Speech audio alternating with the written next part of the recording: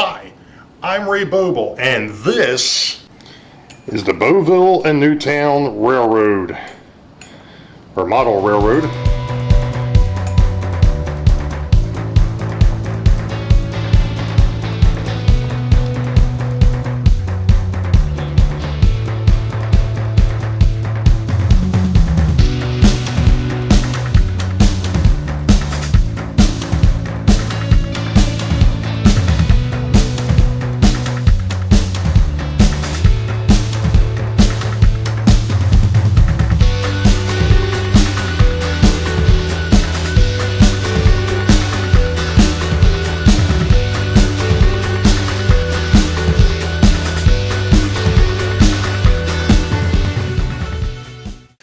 Well, good evening, track gang, and welcome to vlog 27.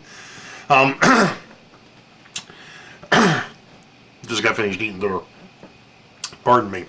Anyway, I'm going to try something a little bit different tonight. I'm actually working on one of the mail call pieces. If you haven't seen the mail call, you have to go back and watch the mail call before you watch this, so get out of here. Anyway, but I'm working on one of the mail call pieces, and I'm trying something a little bit different with the camera, so let's swing it in here and see if I can actually do this without causing too much hate, discontentment, and confusion. And hopefully I can do this without my hands being in the way. Or at least not being in the way too much. I'm wondering if I raise that up a little bit and then come back down. Does that work a little bit better? Ah. Now you can actually see what the heck it is I'm doing. Anyway, well, I got a bit of a conundrum with the Jack Frost car. It's got one of these funky AHM spring-loaded couplers. Actually, both ends are that way. And these things are a bit tricky. Shoot, I just lost the pin. I think I'm digging in the trash can. Let's try that. Okay. Hopefully it's showing up on camera. If not, oh well. I'm going to have to pause here for a second. Okay, so let's try this again without the oops. So, anyway, I've got issues with the coupler on this dude, and like I said, I'm hoping that this is showing up on camera. But these are a bit of a pain because they're spring-loaded.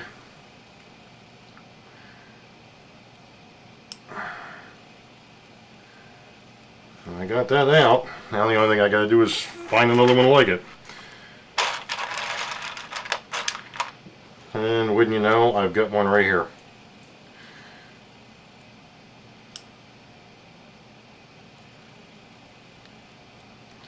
And I'm going to try, well, maybe not, I was going to try something a little bit different. And of course this still isn't showing up on camera because my fingers are in the way. So what I'm trying to do is I'm trying to grab the spring and bring it around the post, the coupler post, and slide the whole thing out, rid of the coupler box there, and then we'll slide this into the new truck.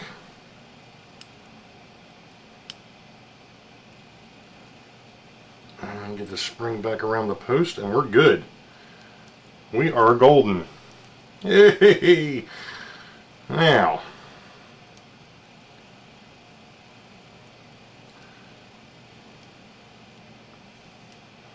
of course, you're probably sitting there going, why didn't you just convert it to Katie's? Well, because of the fact that this is a tank car, and right now we don't need it at a Katie.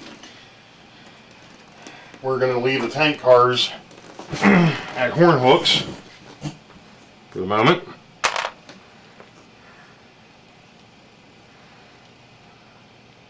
I figure while I've got this dude on the bench, I might as well go ahead and make sure that the truck is in, or the wheels are in alignment, which they are. Get the pin that I had to go fishing out of the trash can. Put that back in place. Let's check the other set of wheels. And they look good. So we're engaged. So the only thing that this guy needs now is a car card. I'm just going to set him off to the side for the moment because that's not why I'm sitting here at the bench. And I'm actually sitting here because I've got a box of locomotives that came over from the yard, specifically Richmond. I'm going to go ahead and scoot back out here a minute. And if you can see behind me, I've got my daughter's old laptop sitting here with OneDrive open. And I've actually got all the locomotives, or almost all the locomotives. I know that there are a few that have not made it in here. The new 1776 is not in this list. I believe that the Blackjack is not in this list either.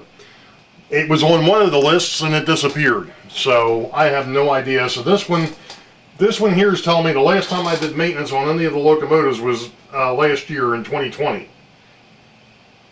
And I think, if I'm not mistaken, I actually did a partial maintenance not that long ago, probably maybe January time frame. So because of the fact that I've switched over to the mineral spirits, first off, I figured, you know what, I need to do maintenance on these locomotives. I might as well bring them over here. We'll do a quick little run through. I'm going to get that spring off of there before I lose it, because I'm going to keep the spring, but I'm going to lose that coupler because the coupler is shot. Just in case I have to do another one of these weird swaps before I actually get to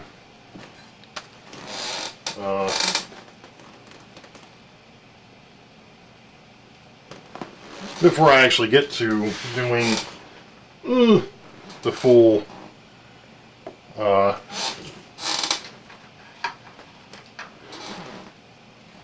conversions. What did I do with the... Oh, there they are. Toothpicks. Okay. So, let's see what we've got here. I guess the first one... Yeah, we'll pull him. This is the first one that needs to be looked into. And I forgot one thing.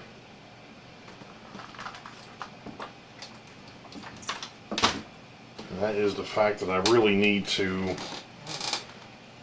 That's not going to reach. They're not going to reach either. Alright, well, let me re-rig the workbench here and we'll be back. Okay, I know I don't have it sitting over here anymore. I went ahead and worked on it and then put it over on the side, so because, and just like this one, I am not going to go too deep into these. These old Mantua Tycos are a pain in the butt. You have to, even if you remove the rear truck, you can't get into the gearing to really do much. So I'm going to show you kind of what I did here, and that is for the other one, for the Rio Grande, and this happens to be the Pennsylvania. This is the 9769 that was having issues. And I kind of see why too. It's, for whatever reason, it's...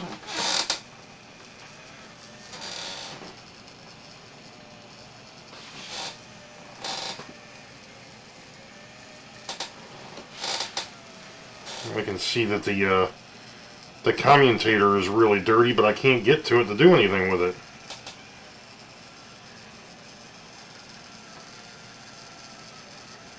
Oh well. And we'll just have to do like I did with the other one. Just put a little bit of grease around the gears, as you can see. And pull out the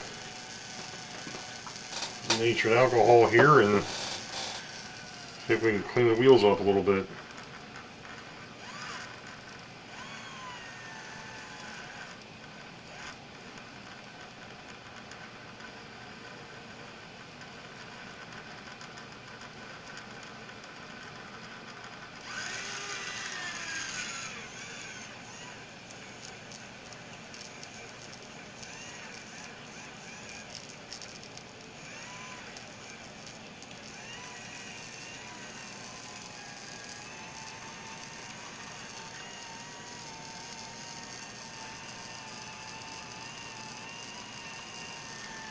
Okay, well, that's about all I can do with that.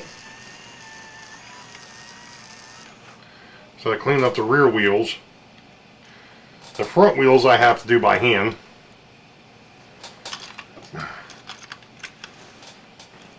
And again, all I'm doing is I've got a little bit of that denatured alcohol on the rag here, and I'm spinning the wheel and basically cleaning it up.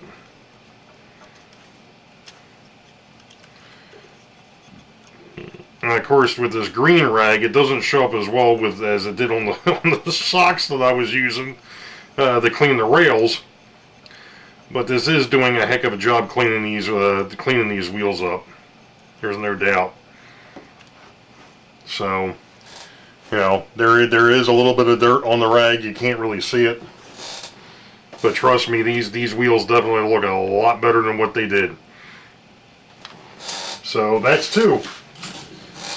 It's $97.69, and that's a Pennsylvania. And oops.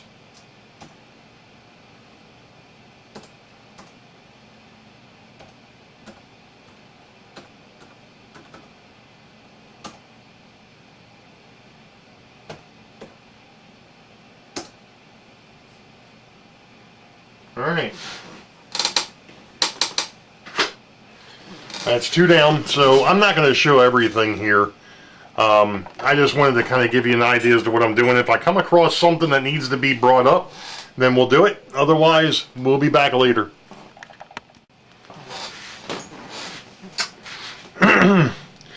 Well, this is blackjack. And I can tell you that whoever had this before, number one, I don't think used the right grease, or this is still from the manufacturer, which is unique, to say the least. And there was an awful lot of it.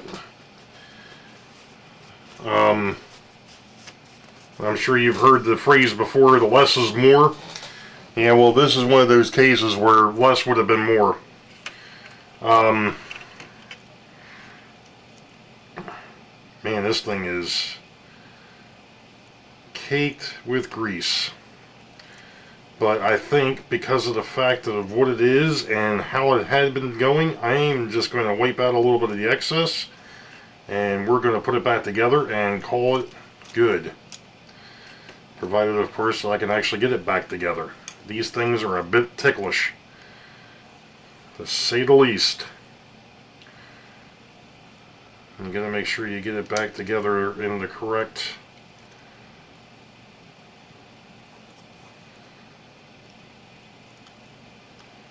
manner as well, because it only goes together one way, and that obviously is not the way.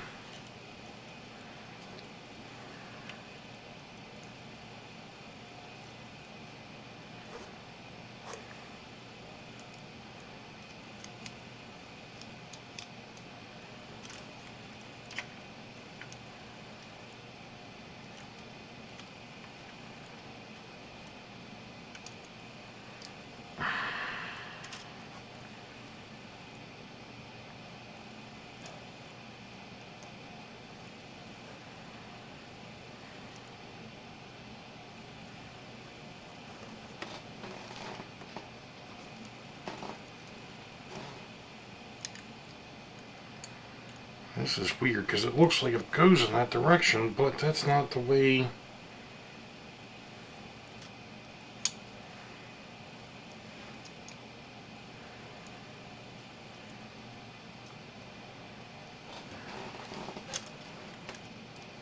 It seems to want to go back together.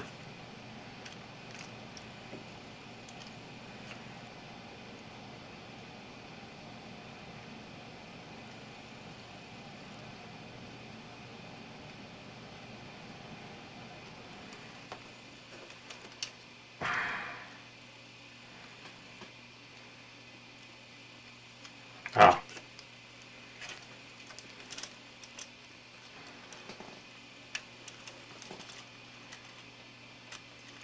maybe. Yep, there it is. Okay. Fair enough. I'm just gonna drop it back in, to drop back into the truck. Or in this case, come up from underneath.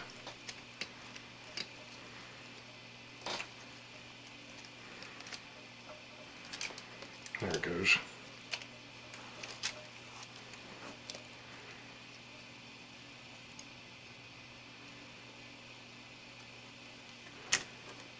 Bingo.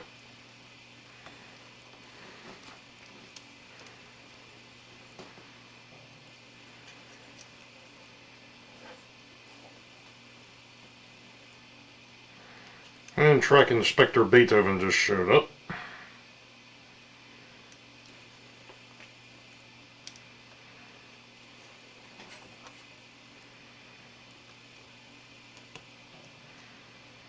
He turns 11 tomorrow. Right, bud?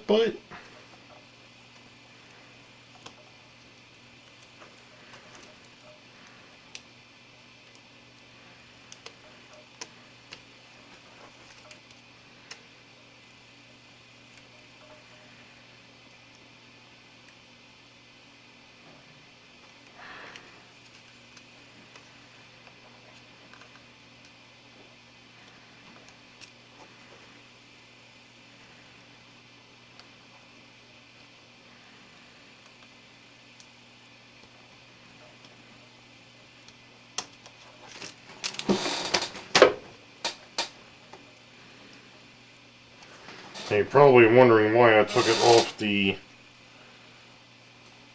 foam and put it over here on the masonite. That's because I think I need a slightly harder surface, there we go, to get the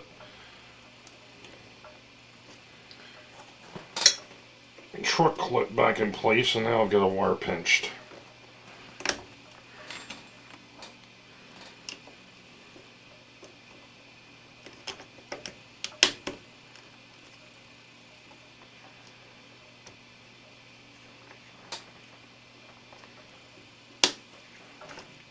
There we go. Yep, they're good. Alright, sweet. The exception of the fact that, yeah, I got that back in there, but the jack shaft came out.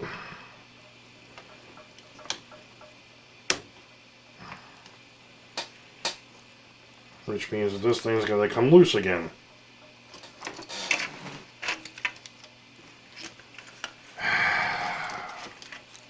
Not that loose.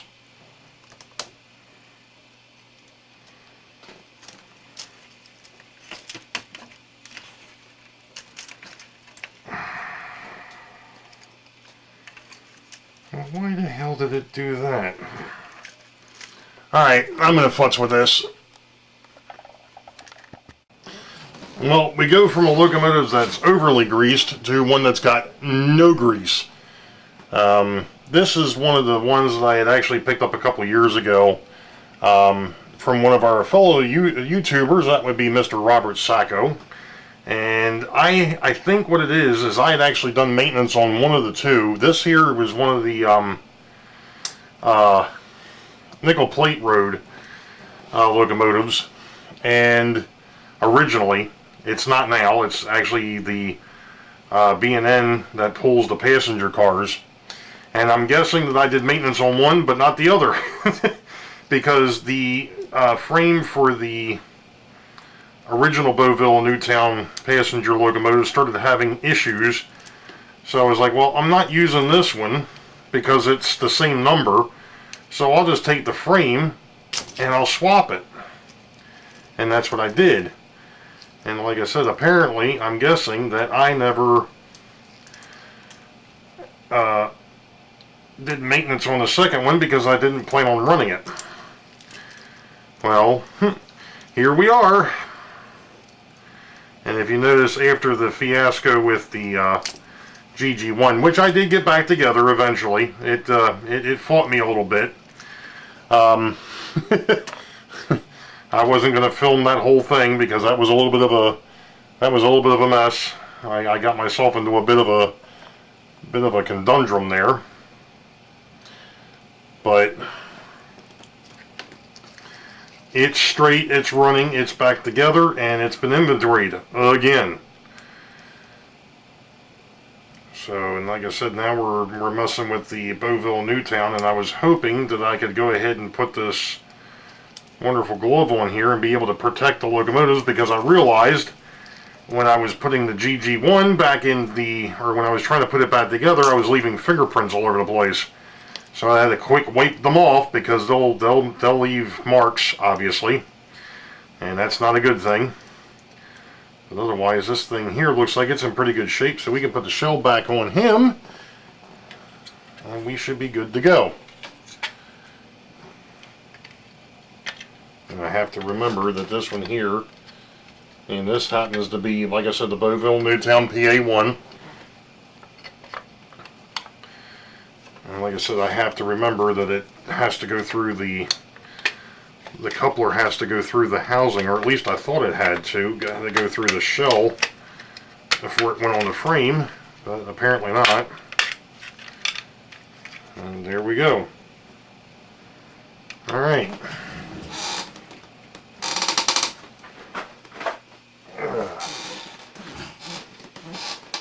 Let's see if I can find... There it is. 7, 10, 21.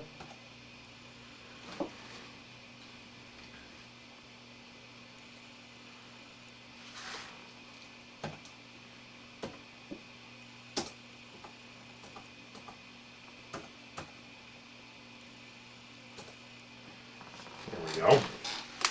Alright, on to the next. Alright.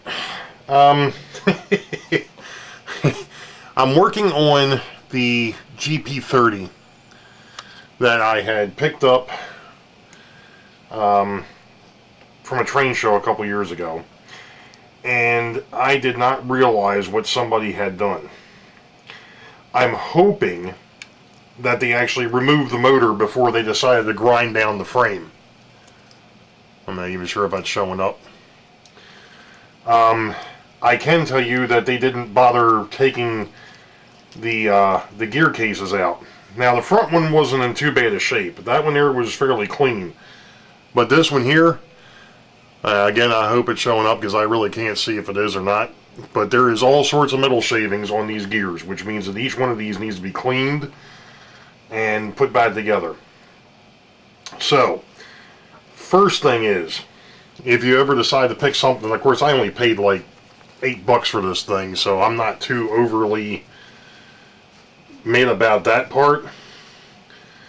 But I am kind of mad with myself that I let this thing run around the layout God knows how many times on the old layout and on this one, to be perfectly honest, without checking the gear case, or the gear cases. Yeah, this is going to be a bit of a problem. I'm not going to be able to clean that out with that. Okay, well, I'm going to have to see if I can't figure out some way of cleaning these parts a little bit, because wiping them off with a paper towel isn't going to do it. So we'll be back. Okay, I just realized that I didn't show how I got the gear tower apart, so I'm going to show you how it goes back together, or I'm at least going to try. Literally, what it is, I'm going to put a little bit more grease here. This is the top of the tower. There is on the bottom side, and this isn't probably going to show up well, but there's a little clip that goes over top of the gear tower on that side. And then, of course, underneath, you've got the long one, and it just snaps in place. And then once you get to that point, and before I go too much further, I just noticed some more shavings, so we'll get rid of those. Now, to get it back into the locomotive, One thing that this guy did do that was kind of nice is the fact that he went ahead and actually did the one of the things that had been working on some of these locomotives, and that was getting rid of the metal clip that goes across the top. So anyway, now what you've got is you got to get the this is the gear tower cover. This is actually where the worm gear goes in. But this is the this here is a little bit of the tricky part. So you got to get this thing lined up on the, because it's keyed. Oh, what do you know? I got it on the first try. Now, of course, comes the fun part of trying to get the brass bearings back in place because they're square. And they only go in one way, and just like that. Let's make sure we're lined up on the pin underneath. And then we put the cover back on and it just snaps on.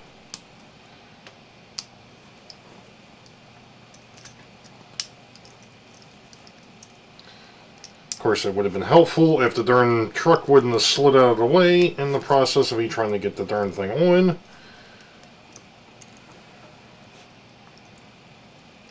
Let's try that again.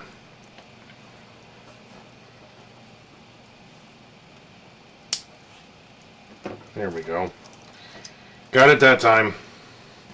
So basically that's it. I don't know how well that showed up, but I think for the most part we're pretty much ready to go with this one here for me to go ahead and clean the wheels up and so on and so forth. So we'll stop here for a minute. We'll be back. Well, I'm not sure if you all can see this or not, but there's something that doesn't belong there. Wow. I'd like to know how all that fuzz got up inside of there. That's insane. And that's not good either. That was a little ridiculous.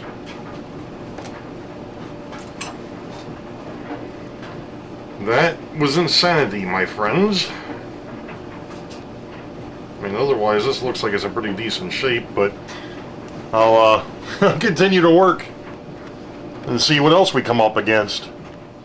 Alright, so I actually did get through all the maintenance on all the locomotives, believe it or not. Outside of those couple of things that I happened to show, for the most part things went fairly well. And I don't know why I kept saying what I was saying. That's not denatured alcohol, it's mineral spirits. And I know that there's been a couple more people that have tried it and had mixed results. So far I've been extremely happy. I've actually gone ahead every once in a while and just kind of rubbed my fingers across the tracks down here, mainly in the hidden yard area where, you know, it's not really going to cause any type of a problem, to see how things are going, and every time I wipe my finger, they're coming up clean. So I'm fairly confident that, you know, the mineral spirits works fairly well. And like I said, using it on the wheels to polish them instead of using the crocus cloth obviously is working out rather well too. Just a couple of real quick things here. Don't forget that Rick Bailey, and I know I'm a week or so ahead here, but I've got some things coming up that I'm not going to be on the air for a bit. Just personal stuff. Anyway, Rick Bailey is actually going to be covering for me on Sidetrack Sunday on the, I believe it's the 24th. Let me go ahead, and I should have looked at this beforehand. I'm sorry, it's July 25th. 8 p.m. U.S. Eastern. It'll be on the Bailey Railroad. I'm not sure what Rick has in store, but you're going to have to tune into him. Obviously, the links for all the Sidetrack Sunday crew are in the description below. Again, I'd like to extend a thank you to all my followers, my patrons, Those that have supported me through Teespring and through PayPal.me, I really do appreciate everything that you all have done up to this point. And like I said, there's nothing wrong. It's the family things. You know, you have these moments where you just have to take a break and you know, be with the family, and everything is good. So, you know, when I get back, once I get finished with a few things, I've got some stuff that's coming up. As you know, if you saw the mail call, which that link is in the description below as well. I picked up a couple of cars, and again, thanks to one of my patrons, that would be Mr. Santa Fe Bob. Unbeknownst to me, while I was in the process of doing the eBay hunt and looking for the state cars, I actually have 2 Delaware cars now. Thank you, Santa Fe Bob. I appreciate that. So more than likely, maybe one of those is going to be a regular on the railroad, kind of like the, you know, I need to take a step back here just a second, because I mentioned in the mail call that I don't run those special trains but once a year. And it's true, I don't. I do, however, even for the Lifelike 76 set, I have got 3 cars that are duplicated. Maryland, New Jersey, and Connecticut. One's a gondola, the other 2 are refrigerator cars. I do run those 3 because they weren't a part of the original set. Alright, all well and good. I keep forgetting too, we were talking about Shelf Queens a few weeks back on Sidetrack Sunday, and one of the other things was, you know, I've got I think I mentioned it on one of the other vlogs or what have you, when Mantua was around, they did the Super Bowl Express. Well, being a hometown guy, and even though I don't follow sports anymore, I haven't followed sports for, I don't know, it's probably been about 10 years now. I still have a Baltimore Ravens car that's actually up in the den in a glass display case, along with a lot of my NASCAR models. I was a big NASCAR fan at one point, Dale Earnhardt Sr. mainly. I've got a couple of his special paint scheme cars. I think that's actually one of the videos that I actually did a long time ago, just talking about some of the extra stuff that I've got. But the neat thing with that Ravens car was Mantua actually came out with that car before the logo was actually approved by the guy that actually did it. And there was a huge lawsuit, and he won, and they had to drop that logo. So for that first year, if you got any of that stuff that had that first year logo, you might want to hold on to it, because you can't get a hold of it anymore. So, you know, that's one of those neat little tidbits. But anyway, now that I've got a full set, you know, anything that I have that's duplicated will probably get run on the railroad. The rest of it will be used only on those white flag extras, as I call them, once a year. So with that all being said, you all know the deal. Be safe, God bless. We will catch you all next time. See ya. Oh, wait for the highball. Green tracks ahead. We'll see ya. Man, how the heck did I goof that up?